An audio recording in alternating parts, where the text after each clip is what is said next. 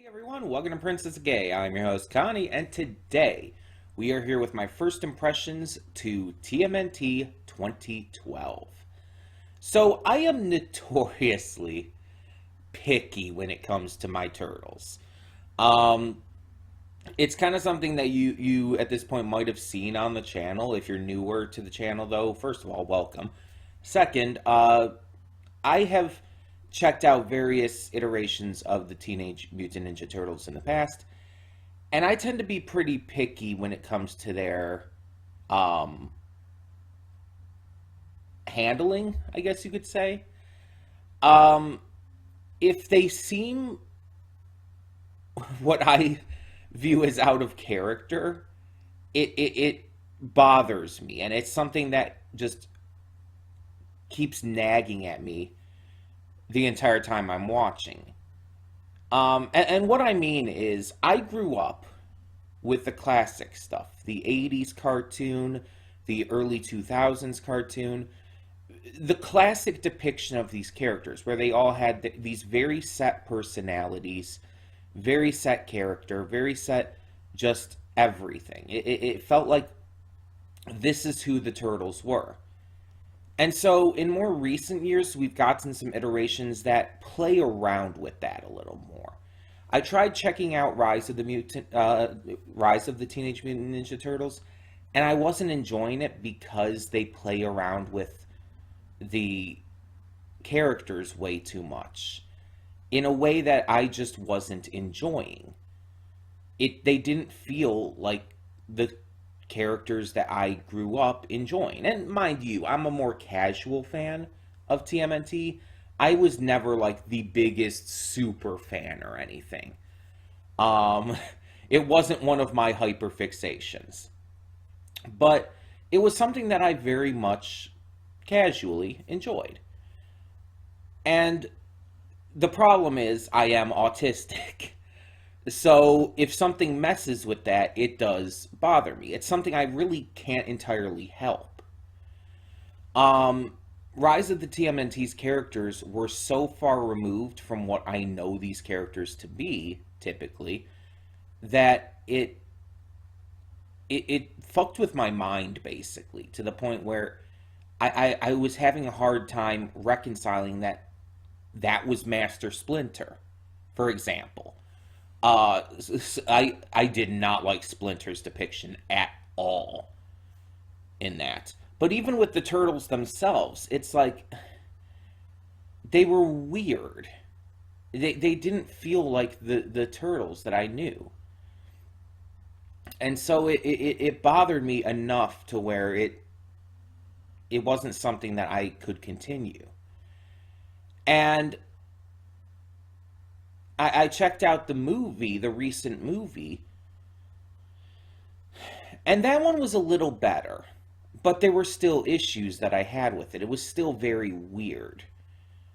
Because it was also, this movie was the youngest portrayal of the Turtles yet. Because it's like, and I've heard people make this argument that, oh, the in this one the turtles actually feel like teenagers instead of like young adults. It's like, I don't know what teenagers you've been around, but the way they're depicted normally is pretty accurate. And I'm not saying that this way of depiction isn't also accurate. It just depends on the age range, because teenager is basically 13 to 20, let's be honest. Anything before 20, 13 to 19. Um, but the depiction in the old cartoons was more 16, 17, 18 years old, but still teenagers. Unquestionably so. While this depiction in the movie was more 13, 14 years old, maybe 15 if you want to be generous. It was just like the younger side of that. And I actually did like the movie. I actually thought it was good.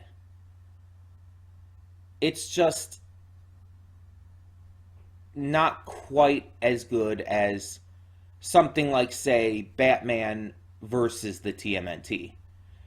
If you haven't seen that movie, treat yourself. It's really good. That is probably, in my opinion, the best depiction of the Turtles I've seen since the old 2000 series. It's exactly what I like the Turtles to be, personally. And I felt they got the characters just completely correct in that. It felt like the Turtles. Now, I have not seen this version, the 2012 series. I know this has multiple seasons, and I've seen maybe a clip or two here and there. I know what the art style looks like. I am not bothered by that. I know there's apparently some people who really don't like the art style for this. The 3D art style. That doesn't bother me. Um, and I'm not bothered by the fact that Donatello is voiced by Yakko from Animaniacs. Rob Paulson is a national treasure, and anyone who says otherwise can fight me. Um, I do not give a shit that Carl Weezer is Donatello. That does not bother me at all. In fact, that's actually kind of fucking cool. I don't care that Greg Sipes, Beast Boy from Teen Titans, is Michelangelo. That doesn't bother me. Nothing really bothers me with how this is cast or anything in regards to that. I mean, fucking Mae Whitman, I said Way, fucking Mae Whitman is April O'Neil. Amity from The Owl House, Katara from Avatar, Roxy Richter from Scott Pilgrim is April O'Neil. It's like, that's just fucking amazing. I just love that. So yeah, I don't mind the casting because the casting seems great. I don't mind the art style. It doesn't bother me at all. So what has kept me from checking this series out for so long? I kind of ask myself that all the time. I've checked out a bunch of others. Again, I've even checked out ones that have come after this, like Rise. But I've never checked this one out. And I think it's because, like, I grew up a casual fan, but there is a point where I just not really lost interest, but just stopped watching TMNT in general. And there was a good while there, and that was including when this came out, that I just wasn't really that interested. I didn't dislike TMNT at that point. I just wasn't really interested in checking any more of it out. So I never did. And ever since, I've just never gotten to this. And the thing is, I've meant to. There's been many points now where I've meant to get to this, especially after I reacted to Rise. I actually, at multiple points, was planning on putting this into a First Impressions Showdown video. Which, again, if you're new to the channel, is where I do a First Impressions preview for a few different series at a time in the same video. But yeah, I was planning on doing one of those for this, but I just never really found the right moment to put it into one. I kept wanting to get to other stuff and kept wanting to try to keep a certain theme to some of them. Like, oh, I want this to be sort of like this kind of stuff. And it's like, it just never felt like it was the right time to put it in. So, you know what? Fuck it. We're just doing a first impressions of just this series today. And again, I'm going into this hoping that the characters and their portrayal are more akin to the old style rather than a wholly new different style. And I don't expect it to be exactly the same. I don't want it to be exactly the same. I want this series to stand out on its own and be its own thing. But I want to, like, look at these characters and know Michelangelo's the party dude, Donatello's the smart one, Raphael is the hot-headed Sometimes leader, sometimes just, musclehead. And Leonardo is the leader type, even if he's sometimes not the leader. Depends on the series.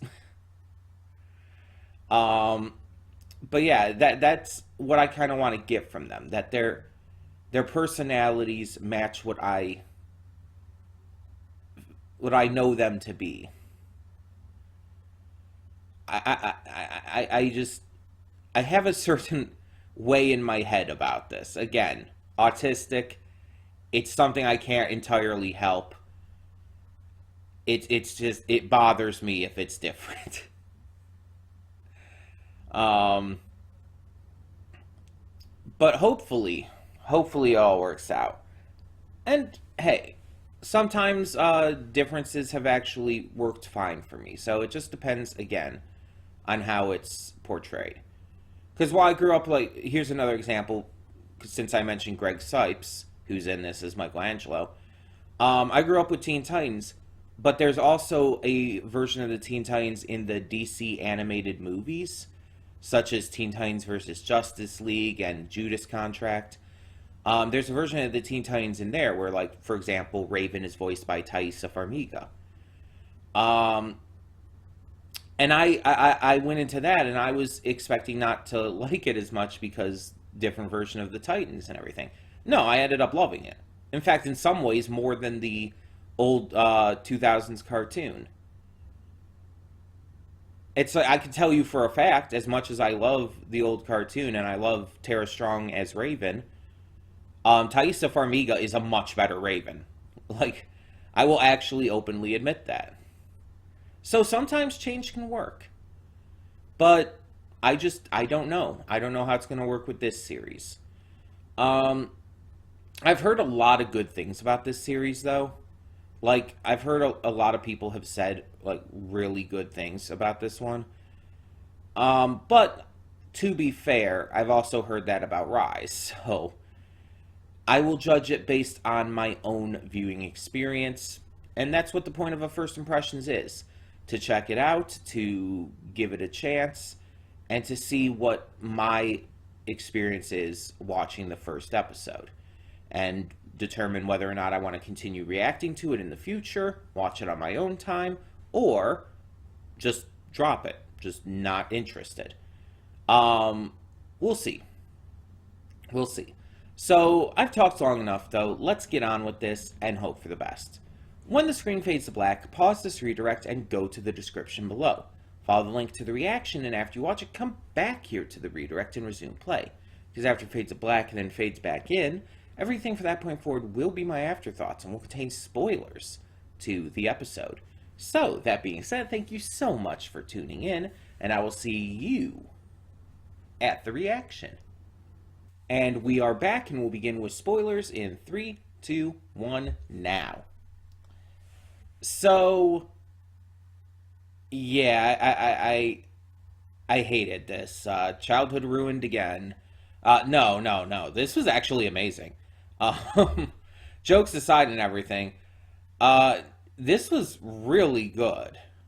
Like, you could say whatever the fuck you want about the CG being outdated and a little janky and whatnot, but like I said in the pre-thoughts, that doesn't really bother me. I've watched a lot of older shows where the animation isn't as great and stuff. That's not a big deal. I understand it's a product of the time. I understand, like, when this show was made, the CG wouldn't have been super great. Back in 2012, over a decade ago. I understand that, and I don't expect it to be, like, the best CG ever. No. Um, but for what we got, I think it's plenty serviceable. But outside of that, outside of just the, art animation stuff, the actual episode was great. Like, one, I didn't know this was like a part one, basically. I had no idea about that. If I knew that, I might have done like the second part as well. Um, but on top of that, this feels like the TMNT to me. Like it definitely feels like a younger group than like other versions. Like we got a specific age, they're 15, which I think is the age they are in the movie, the recent movie too. I think that's the age they went with in that one too. Um, and they feel about 15, about 14, 15, I would say is how they feel in terms of their portrayal. So I think that feels right for how we're handling this. Um, the characters feel like how I feel the characters should feel. Like, here's the thing. I'm not just saying that kind of thing to like be like, "Oh, I know how the characters should be. Everyone else should follow my views." No, I'm not saying that.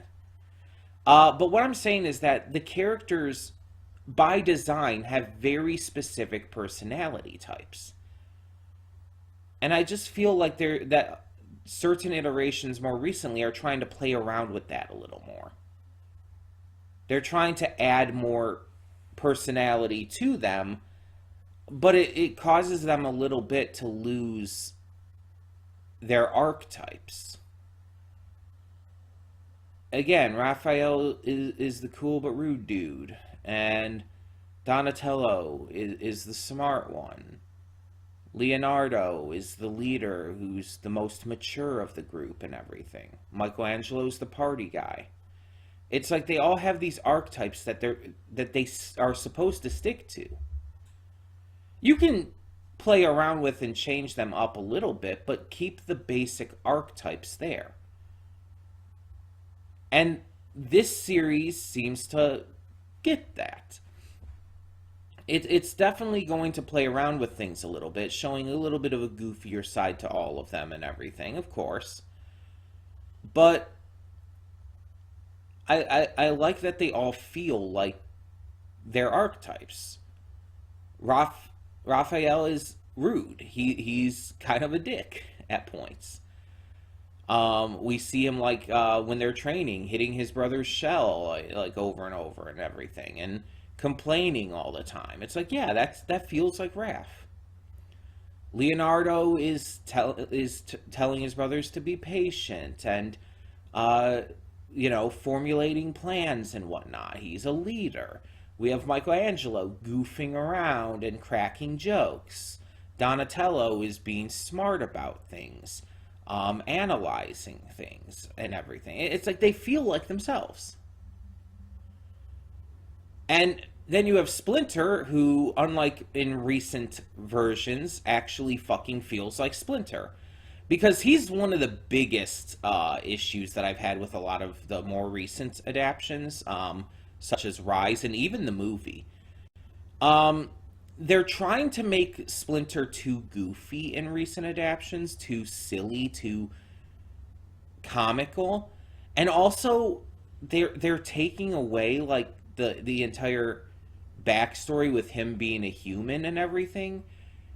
And, like in the recent movie, he was a rat originally who just like mutated like the turtles did, and it's just like that kind of takes away a lot of his character. A lot of his character relies on his past as a human. A lot of his wisdom comes from that. A lot of his knowledge of the human world comes from that. And they tried to make it so, like, oh, he was a rat in the human world and he saw the bad of humanity when he tried to bring his sons up there the first time. And it's like, they did their best with the movie, but it still didn't work. At least it wasn't Rise's Splinter, because Splinter in Rise of the TMNT was terrible. Honestly, the worst part of that series for me. Um, if I ever do give a second chance to Rise, that is still going to be the one thing that is going to bother the shit out of me, because I hate that version of Splinter. Like, it actually kind of pisses me off. It is so actively removed from what Splinter is supposed to be, and it's just I get that they're trying to do something different, but that is not how you do it. It's like you make a complete mockery of a character who's supposed to be this wise sensei. And you turn him into a literal joke of a character who has no likability to him whatsoever. It's just like that is not how you do it. But in here, this is how I um how I see Master Splinter as being. Again, a wise old mentor, used to be human, has knowledge of the human world because of that. And he still has a little bit of a goofy side. Like when he's warning them about going up and everything, he's like, avoid the bathrooms and everything. He still shows a little bit of a silly side. Or when he's like, who should be the leader? I'm gonna meditate on it. Closes the door, opens it right away. It's Leonardo. It's like, come on, that was funny. That was silly. It still shows that he's not like overly serious to the point where it's like, unentertaining. It keeps it fun. It keeps it enjoyable. It keeps him funny and goofy while still maintaining the wise old mentor archetype. And I think that's the best way to handle it. Kind of like bringing that comedy into a character without breaking what that character is supposed to be. And like I mentioned, I really like the design for this Splinter. Usually Splinter is kind of portrayed as like a flat gray or brown in terms of color. But the darker colors with the lighter highlights and everything in this version, I actually just really like. I think it's really striking and it stands out as a design. The turtles themselves, like, you can say all you want about how recent iterations have made the turtles stand out a little more by making each of their designs a little different from each other, in terms of body shape and size and whatnot. But when I think of the turtles, a lot of times I do think of them all kind of looking the same for the most part. The big difference being kind of how their expressions showcase their different personalities and whatnot, which is more what we're getting here. I don't actually mind at all them having different, slightly different appearances. I actually think that's one of the things from recent iterations that is appreciated. But I also think there's nothing wrong with them just basically looking mostly the same with a couple notable differences. I mean, that's how they were originally designed, and it worked for a long time. You never get them mixed up, so it's not like it's a big issue. But let's talk about the actual story. So this is an origin story kind of thing. We don't get like the full showcasing everything about how they first mutated and all. But we do get it like a little Cliff Notes version of what happened. We see the canister that the ooze was in, and at the end we even see that the bad guys have a full canister themselves. Which the joke Mikey made, Mom. It's like, oh my god. But yeah, we see we see that Splinter tells a shortened version of the story. So we get that, but it's more of an origin as in showing how the characters become the team of the Teenage Mutant Ninja Turtles. How they start to like really gain their foothold as this hero team. And we also see like their first meeting with April, as she gets kidnapped, along with who I assume is her father.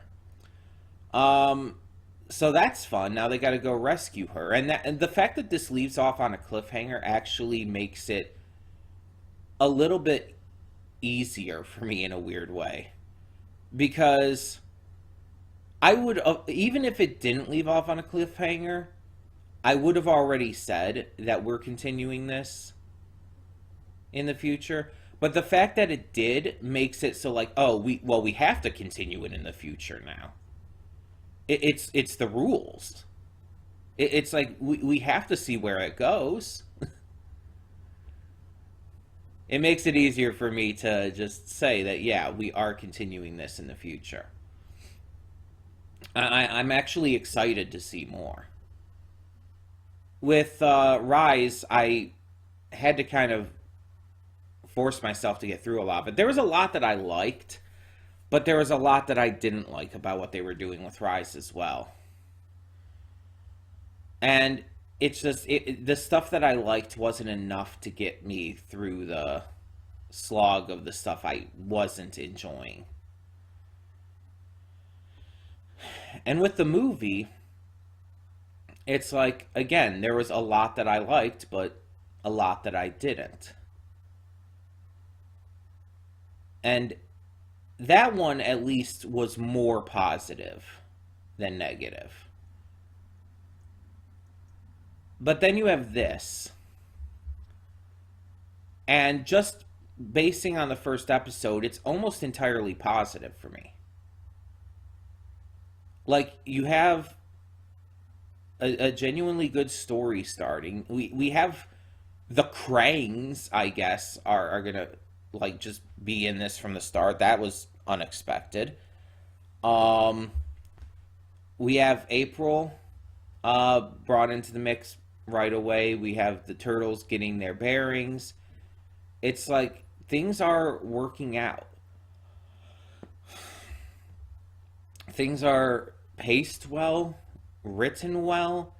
The characters feel like they're being portrayed really well. I like the voice acting. It's like, yeah, this is good. Like, notably good. Really good. And hopefully it continues to be. As always, with a first impressions, I don't know when we're gonna get back to this. It's being added to the list. It's gonna basically just depend on when I'm in the mood for it. Just like with anything I react to, especially for stuff that are on the list coming in the future, it's like I basically just like pick and choose from my list, and it's like, oh, a slot for first impressions has opened up. What am I in the mood to get to? And that's how I choose. And so when I'm in the mood to get to this, we'll get to this. Hopefully sooner rather than later, but we have quite a bit on our list as it is. Quite a bit to get back to in the future. But yeah, this is definitely going to be one of them. I am actually very interested in continuing this. And again, I want to make it clear, not just because of the amazing voice cast, but the voice cast is amazing. That's just a bonus. That's a bonus. Sean Astin, though. Like, I never would have thought of Sean Astin as Raph. But I'm not complaining. You will not hear a complaint out of me about that. But yeah. So tell me in the comments below, what did you think of this first episode of TMNT 2012? Let me know. And for now, I'm Connie and I'm signing off. See y'all next time.